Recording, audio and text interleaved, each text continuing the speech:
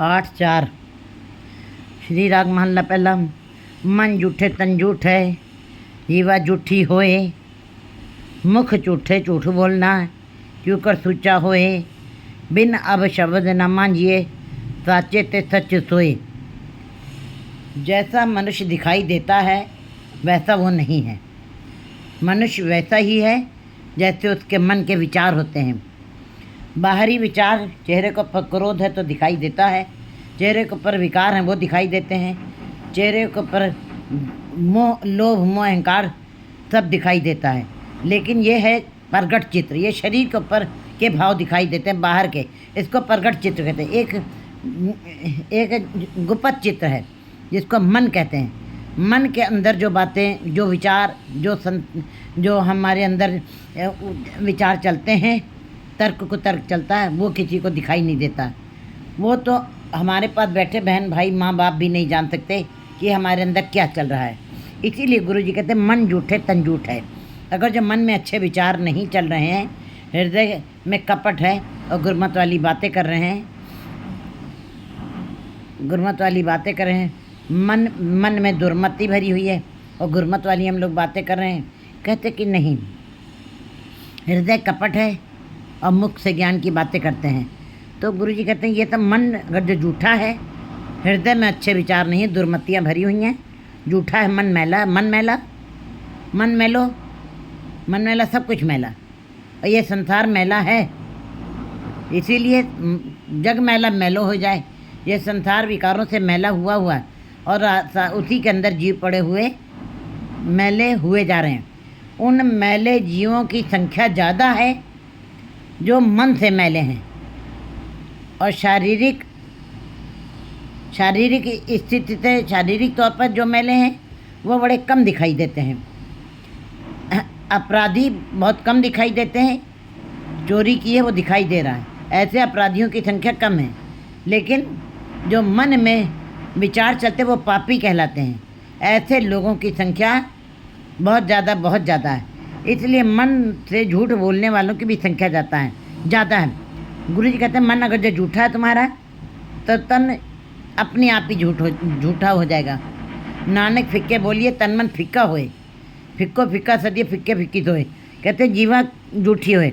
फिर तुम्हारा मन अगर जो झूठा है तो तुम्हारी इंद्रियां भी झूठी दिखाई देने लगेगी, क्योंकि मुख से जो बोलोगे वो भी झूठ, आंखें जो देखेंगी वो भी झूठ होगा, कान जो सुनेंगे वो भी झूठ होगा। इसका मतलब मन में अगर जो विचार झूठे चल रहे हैं तो इंद्रियां सारी ही झूठी कहलाएंगी। मुख झूठे झूठ बोलना, जब मुख से झूठ बोल रहे हैं और झूठ बोलते ही रहते हैं, हमारी इंद्रियां भी उसमें शामिल हो जाती हैं। क्यों कर सोचा होए। कहते हैं मन से तो झूठ भरी हुई थी, मन में तो विकार भरे हुए थे, मन में जो विचार उठते वो तो दिखाई नहीं देते हैं। लेकिन अगर जो मुख से भी हम झूठ बोल रहे हैं तो कहते हैं क्यों कर सोचा है। फिर तुम किसी तरीके से निर्मल नहीं हो सकते हो, पवित्र नहीं हो सकते हो, और ना ही तुम्हारे अंदर वो पवित्रता ही आएगी। गुरु जी कहते हैं मन में तो विकार चल रहे हैं, जैसे कि किनके अंदर विकार चलते हैं गुरु जी बता रहे हैं। जैसे शरीर रोगी हो तो भोजन नहीं खाने को मन करता है, और मन रोगी हो, मन मैला हो, मन झूठा हो तो अंतर परमात्मा का नाम नहीं चलता है, उसके अंदर भावना नहीं बन पाती। ऐसे मन झूठे हो जाते हैं। और मन का झूठा होना तो वो गुप्त है, वो तो दिखाई नहीं दे रहा किसी को, वो गुप्त है। लेकिन अगर जो मुख से भी तुम झूठा बोल रहे हो, जो प्रगट चित्र है हमारा, उससे भी अगर जो तुम मुख से अच्छा नहीं बोल रहे, झूठा बोल रहे हो, आंखें तुम्हारी झूठ को ही देख रही हैं, कान तुम्हारे संसार की चर्चा सुन रहे हैं, तब क्यों कर सोचा हे जी, तब तुम कैसे पवित्र हो गए। तुम कभी निर्मल नहीं हो सकते, पवित्र नहीं हो सकते।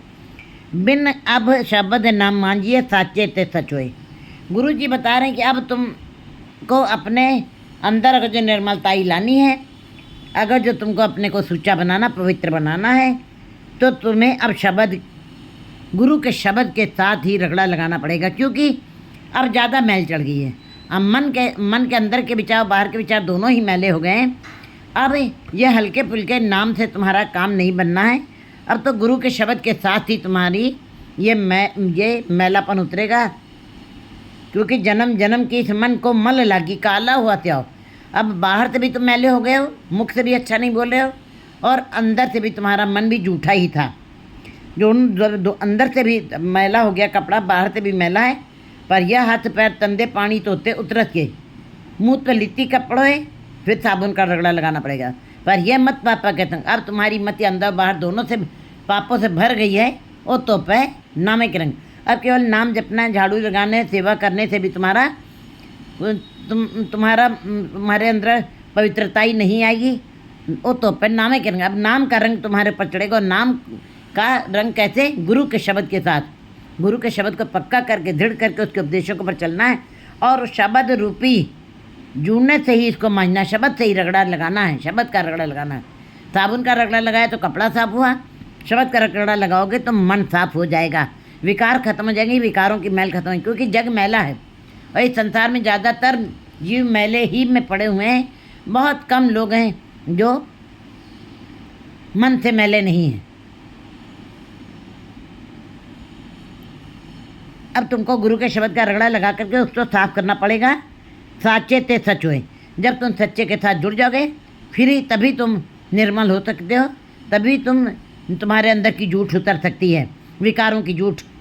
मुंदे गुणहीनी सुख के, गुरु जी बता रहे हैं, हे जीव स्त्री तुम गुणहीन हो, तुमने हरि को बिसार दिया, हर बिसरत तेरे गुण गलिया रहा हो, तुम्हारे गुण भी अवगुणों में बदल गए हैं।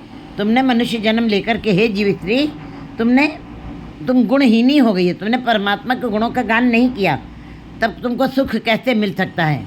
क्योंकि संसार का सुख लेने के लिए संसारिक बाहरी सारी उपलब्धियां इकट्ठी करनी पड़ती हैं। आज 21वीं सदी के भारत में हमने बाहरी सुख इकट्ठे किए हैं, बाहर के सुखों को हमने बहुत सारे प्रयास किए, कोशिशें की हैं, और शरीर के सुखों को संग्रह किया है, और वो सुख हमको दिखाई भी दे रहे हैं। लेकिन मुंदे गुणहीनी सुख है, अब तुम गुणहीन हो गई हो, कैसे तुम सुख प्राप्त करोगी? फिर रलिया रस मानसी साच शब्द सुख ने, जो जीव स्त्रियाँ अपने पति परमात्मा के साथ जुड़ी हुई हैं, वे रंगरलिया मान रही, वो संयोग की अवस्था का आनंद ले रही हैं, वो मिलन की अवस्था का आनंद ले रही हैं, और रस मानसी, और उन रसों का सदा आनंद, सदा खुशी, सदा खेड़े में है वो जीव स्त्रियाँ। साच शब्द सुख ने, उन्होंने गुरु के सच्चे शब्द के साथ स्नेह किया है, और भावना बनाई है, विश्वास बनाया है, इसलिए वो सदा ही अपने प्रीतम के साथ, पति प्रीतम के साथ रंगलियाँ मान रही, आनंद ब्रह्मानंद में जी रही हैं। फिर परदेसी जे थिए तन मंडी चुरे, कहते हैं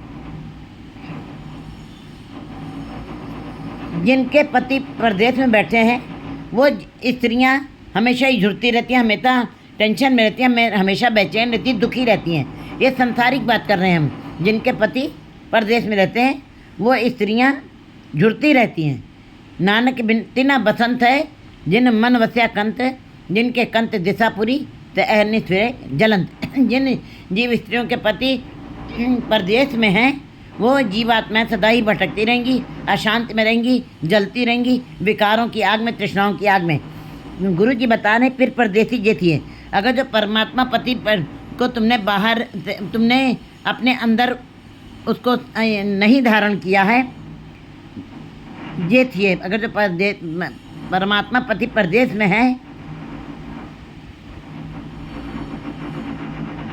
तानवंडी चुरे, तब स्त्री ढुरती रहती है। इसी प्रकार जो जीव स्त्रियाँ परमात्मा पति से बिछड़ी हैं वे भी सदा बेचैन रहेंगी और सदा ही वियोग की अवस्था को झेलेंगी। उनको जीवन में कभी भी आनंद नहीं मिल सकता।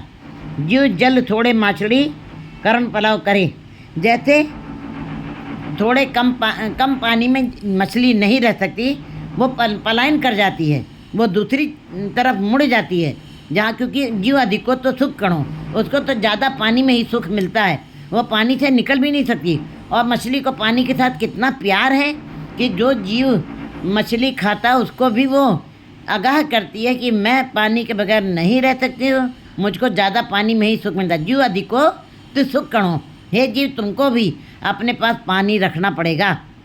मर जाती है, टुकड़े टुकड़े हो जाती है, लेकिन अपने पानी जीवन को भूलती नहीं है वो। जिस प्रकार मछली थोड़े पानी में नहीं रहती है, जहाँ पे कम पानी होता है, उससे वहाँ से पलायन कर जाती है। फिर पावे सुख पाइए जहाँ पे नदर करे।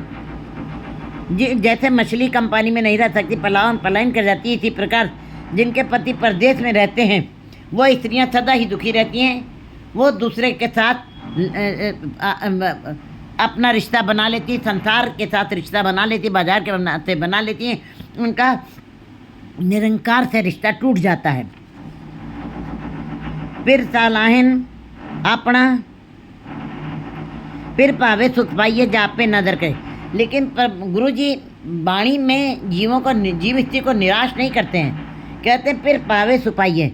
तुम अपने पति परमेश्वर को प्रसन्न करने के लिए अपने गुरु के शब्द के साथ मिलाप करो और उसको दृढ़ करो। जब परमात्मा पति तुम्हारे ऊपर प्रसन्न हो जाएगा, फिर पावे सुख पाइए, फिर तुमको सुख प्राप्त होगा। नहीं तो जिन जीव स्त्रियों के परमात्मा पति प्रसन्न हो जाता है, या जो जीव स्त्रियाँ परमात्मा पति को अच्छी लगती हैं, वो उन्हीं को सुख मिलता है जहाँ आप पे नज़र करे। लेकिन कृपा की नज़र जिन जीव स्त्रियों के ऊपर पड़ जाती हैं, उनको ही सुख मिलता है, सबको नहीं।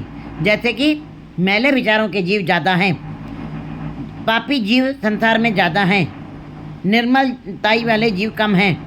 मुख से झूठा बोलना एक अलग अवस्था है। मन में पाप रख के कार्य करना, हृदय कपट मुख ज्ञानी। कहते हैं ये तो बिल्कुल झूठे कहा बिलोस पानी। हृदय में कपट रखे मुख से ज्ञान की बातें करना, इससे जीव स्त्री में कहीं भी पवित्रताई नहीं आ सकती है।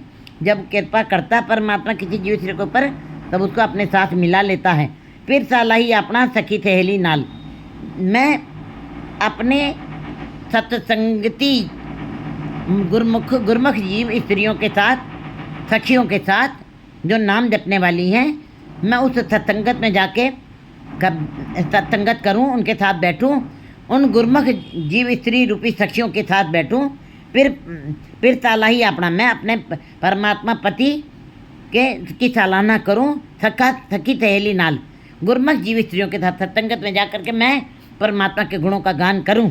तन सोहे मन मोहिया रत्ती रंग निहाल। मेरा तन भी सुंदर हो जाए और मन मेरा मोह जाए, रत्ती रंग निहाल, और मैं परमात्मा पति के रंग में रंग करके निहाल वाली अवस्था को प्राप्त कर सकूँ। शब्द सवारी सोनी फिर रावे गुण नाल। गुरु जी बता रहे जो शब्द के सवारी हुई, तवज से सवारी हुई हैं जीवात्माएँ, बाहर के धार्मिक कार्यों को करने से ये जीव स्त्री कभी भी निर्मल नहीं हो सकती है, और इसकी जूठ नहीं उतर सकती है, मन की मैल कभी उतर नहीं सकती है। कहते शरीर के धोने से कभी मन नहीं धुल सकता। शरीर के धोने से केवल शरीर साफ हो सकता है। मन के लिए तो मन को पवित्र करने के लिए तो भजन की आवश्यकता है। शब्द सवारी सोनी, जो गुरु के शब्द के साथ सवारी गई हैं जीवात्माएँ, वही सुंदर है, वही सिरमौर हैं और वही शोभायमान होंगी। फिर राखे गुणनाल। फिर परमात्मा पति जिनके अंदर गुण होते हैं, जिन जीव स्त्रियों के अंदर परमात्मा वाले गुण होते हैं, वही जीव स्त्रियाँ परमात्मा के साथ वास करती हैं। उन कामण काम न आवई खोटी अवगुणी हार। कामण जीव स्त्री के काम कभी भी संसारी कामों से जीव स्त्री कभी भी परमात्मा पति को खुश नहीं कर सकती। कामण काम ना आवई, जीव स्त्री के काम कभी कहीं भी काम नहीं आएंगे, चाहे वो जितने हार श्रृंगार करे, चाहे जितने बाहरी धार्मिक कर्म करे, चाहे जितने जप तप पुण्य करे। कहते हैं कोई भी काम नहीं आएगा। खोटी अवगुणी हार। ऐसी जीव स्त्रियाँ सदा मैली ही रहेंगी, अपवित्र रहेंगी, खोटी कहलाएंगी।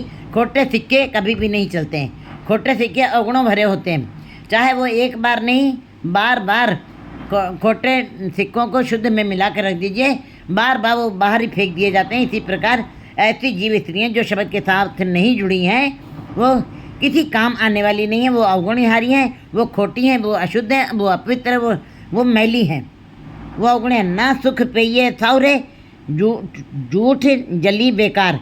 ऐसी जीव स्त्रियों को जो परमात्मा के गुरु के शब्द के साथ नहीं जुड़ी हैं, उनके कोई भी कार्य धार्मिक कार्य नहीं है, मन के काम आने वाले नहीं हैं, ऐसी जीव स्त्रियाँ खोटी हैं, अशुद्ध हैं, अपवित्र हैं और अवगुणहार हैं। जो अवगुणहारी जीव स्त्रियाँ हैं उनको ना लोक और परलोक दोनों, ये लोक और परलोक दोनों में सुख नहीं मिलेगा।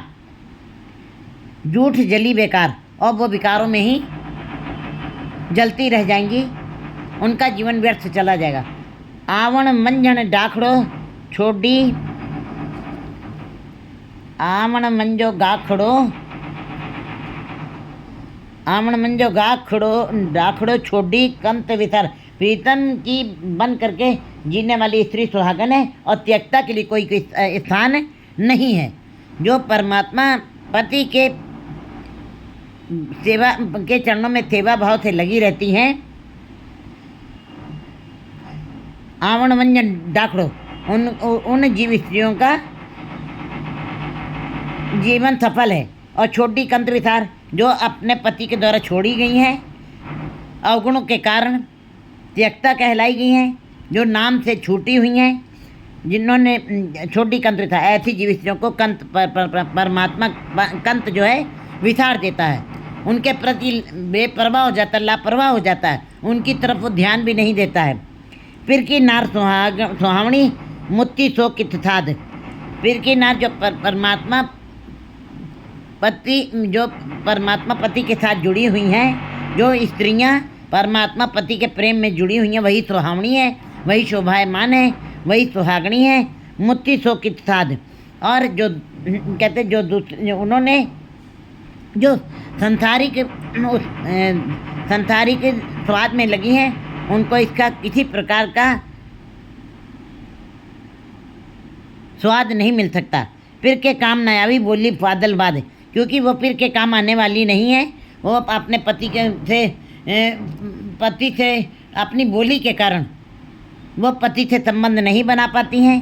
काम ना वे जो भी बोलती हैं वो फीका ही बोलती हैं, जो बोलती हैं वो भद्दा ही बोलती हैं। सांसारिक बातें उनके अंदर त्रिगुणात्मक माया की बातें चलती हैं। ऐसी जीव स्त्रियां परमात्मा पति के काम नहीं आ सकती हैं। बोले फादलवाद, वो आल पाताल बोलती रहती हैं, तर्क कुतर्क करती रहती हैं और मायावी संसारिक बातें ही करती हैं। दर का टोही ना लहे छूटी दूजे पाए।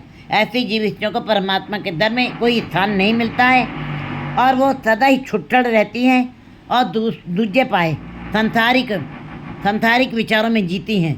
संसार रजोगुण तमोगुण सत्वगुण के विचारों में ही जीती हैं। कभी भी उनकी अवस्था तुर्यावस्था की नहीं बन पाती, सांसारिक बातों से वो बाहर नहीं निकल पाती हैं। पंडित वाचे पोथियाँ ना बूझे विचार।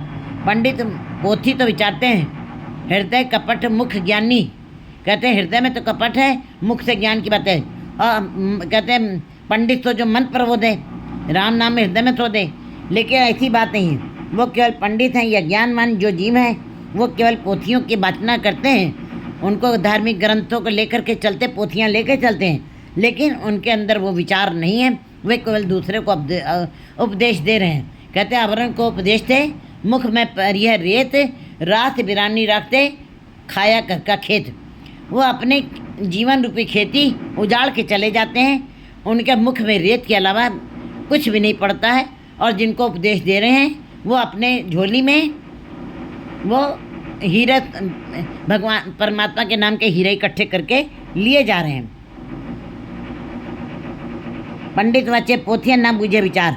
पंडित पोथियों का विचार पढ़ता है, पढ़ के सुनाता है सबको, लेकिन अंदर उसके विचार नहीं है, उसका अपना जीवन कुछ नहीं है, अपना हृदय पूरा खाली है और संसार में ही लगा हुआ है। अन्न को मत्ती दे चले माया का व्यापार। ये वो केवल दूसरों को उपदेश दे रहे हैं, परोपकार कुशल बहुत तेरे। दूसरों को उपदेश देना बड़ा सरल होता है और अपने ऊपर अमल करना बड़ा कठिन होता है। कहना बड़ा आसान है, करना बहुत कठिन होता है। अन्न को मत्ती दे चले, दूसरों को उपदेश दे रहे हैं, दे के चले जा रहे हैं।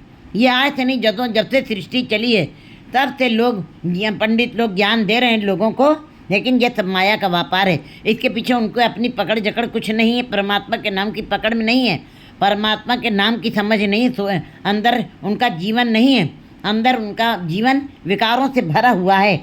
लेकिन माया के व्यापार के लिए जहाँ जितनी ज़्यादा माया मिलती है वहाँ उतनी ज़्यादा पोथियों की विचार चर्चा की जाती है।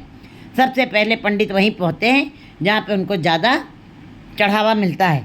लेकिन गुरु जी बताते हैं माया कारण बेचे ही, कहते हैं माया कारण, अगर जो माया के कारण ये पोथियाँ और पुराण पढ़े जा रहे हैं, ये सब फिर ये धार्मिक ग्रंथों का ज्ञान उनके लिए व्यर्थ हो जाएगा।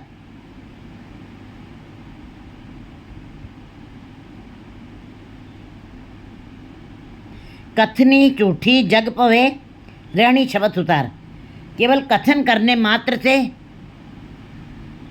जो जीव है वो संसार में ही भ्रमण करते रह जाएंगे, वो कभी परमात्मा से नहीं मिलाप कर सकते, चाहे उनको कितना ज्ञान हो। कहते हैं ज्ञान नंगली टूंढिए कथना करड़ा सार। फिर गुरु जी बता रहे हैं कि अगर जो ज्ञान के साथ जितने लब लोभ अहंकार, अगर जो साथ में लालच भरा हुआ है, अहंकार का भाव भरा हुआ है, वासनाएं भरी हुई हैं, तो कहते हैं फिर ऐसा ज्ञान किसी काम का नहीं है। कथनी झूठी जग पे, ये जो कथनी की है ये बिल्कुल झूठी है, ये बिल्कुल फीकी है, और इनके द्वारा जो माया कमाई गई वो भी जग मैला मैलो हो जाए। और अगर जो मन मैला है तो आपका धन कमाया हुआ भी मैला है। अगर जो मन के अंदर विचार अच्छे नहीं हैं तो आपका कमाया हुआ धन भी मैला है, आपके द्वारा करवाया गया भंडारा भी वो भी मैला ही कहलाएगा।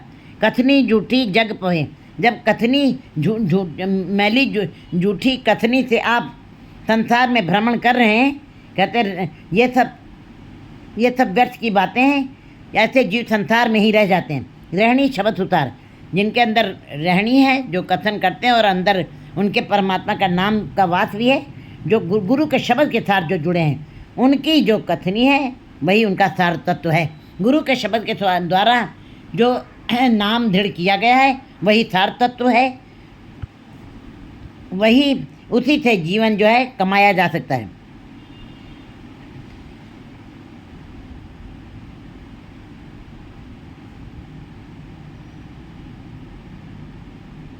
कहते पंडित ज्योत की वेदा करे विचार। अनेक पंडित ज्योतिषी और वेदा करे विचार, वेदों का विचार कर करके घड़ी मुहूर्त भी निकालते हैं जोशी लोग, और सब साहित्य निकाल देते हैं, और पता नहीं कितने अनेक जिनकी गिनती मिनती नहीं है।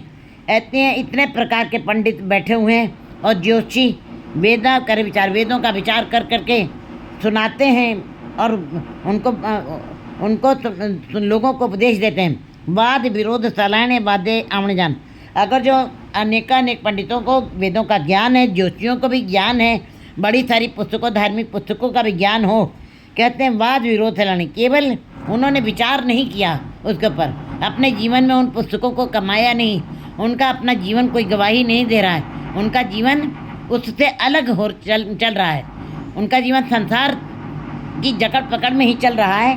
केवल उनकी बातें वाद विरोध सलाहने, वाद विवाद करते हैं, तर्क कुतर्क करते हैं, अपने में बहस मुठासा करते हैं कि कौन ज़्यादा ज्ञानमान है किसके। और प्राचीन काल में ऐसे ही होता था, गड्ढे भर भर के नाव के अंदर रख लेते थे लोग, और फिर जिनके पास ज़्यादा धार्मिक पुस्तकें होती थी वो कहते थे आज मैं ज़्यादा ज्ञानवान हूँ, सबसे ज़्यादा पुस्तकें मेरे पास हैं।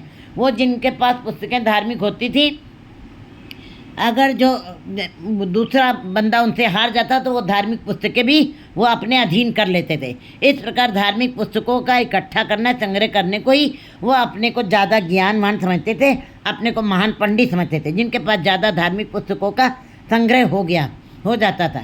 तो गुरुजी बता रहे वाद विरोध सलाहने, वाद विवाद से अगर जो की जाए तो वादे आमन जान, ऐसी सलाहना से जीव जो है, चाहे कोई भी, चाहे पंडित हो चाहे जोशी हो, उनका आवागमन सदा बना रहेगा। वो कभी परमात्मा से चौथी मिलाप नहीं कर पाएंगे और दुख भोगेंगे सदा ही। आना जाना क्या है?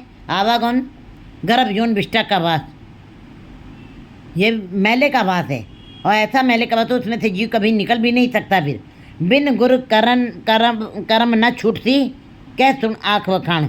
बिना गुरु के ये सारे कर्म ये नहीं छूट सकते हैं। आने जाने का चक्र ये कभी ख़त्म नहीं हो सकता। गुरु के शब्द के साथ जुड़ना ही पड़ेगा जीव को, चाहे उसके अंदर बाहरी कितना ज्ञान हो, चाहे उसने कितनी भी धार्मिक पुस्तकों का अध्ययन किया हो, लेकिन गुरु के बगैर वो छूट नहीं सकता है। आवागमन का चक्र उसका कभी ख़त्म नहीं हो सकता है। कह सुन आँख वखाण, गुरु जी कहते हैं कहने और सुनने मात्र से कुछ नहीं होना है। सब गुणवंती आखिए मैं गुण नाही कोई। सारी जीव स्त्रियाँ अपने को गुणवान कहती हैं, लेकिन मेरे अंदर है परमात्मा, मैं जीव स्त्री, मेरे अंदर कोई भी गुण नहीं है। मुझे अवगुण तह नहीं दोष, मेरे अंदर सारे अवगुण ही अवगुण है परमात्मा, तुम्हारे अंदर कोई भी दोष नहीं है, मैं ही दोष युक्त हूँ। सब अवगुण सब गुणवंती आके सारी जीव स्त्रियाँ मुझको गुणवान दिखाई दे रही हैं, लेकिन मैं गुण ना ही कोई, मेरे अंदर कोई भी गुण नहीं है। हर वर नार सुहावनी मैं पावे प्रभ सोई। हरि को जो वर लेती हैं वही जीव स्त्रियाँ सुहावनी होती हैं। मैं भी अपने प्रभु को अच्छी लगूं, ये मेरे अंदर प्रश्न है। सुहावनी मैं पावे प्रभु, मैं भी किस तरह उसको भा जाऊं। नानक शब्द मिलावड़ा ना बिछोड़ा है। गुरु जी बता रहे हैं कि जो जीव स्त्रियाँ गुरु के शब्द के साथ जुड़ जाती हैं, गुरु के शब्द की कमाई करती हैं, उसके नाम को दृढ़ करती हैं और उनके उपदेशों के पर चलते उनके उपदेशों को मानती हैं, उनका जीवन गवाही देता है, उनका उठना बैठना खाना पीना सब गुरमुख वाला हो जाता है। फिर गुरमुख जीव किसको कहते हैं? जो गुरमुख जीव स्त्रियाँ किसको कहा जाता है? जो मन और मुख से पवित्र हो गई हैं। नानक शब्द मिलावड़ा, ऐसी जीव स्त्रियों का फिर शब्द के साथ मिलाप हो जाता है, फिर वे छोड़ा ना। ऐसी जीव स्त्रियाँ फिर कभी बिछुड़ती नहीं है, सदा संयोग की अवस्था में रहती हैं। कहते हैं फिर बिछोड़ा कभी नहीं होता है, मिल्या होए न बिछड़े, वो सदा के लिए मिलाप कर जाती हैं, आनंद मानती हैं। 8-5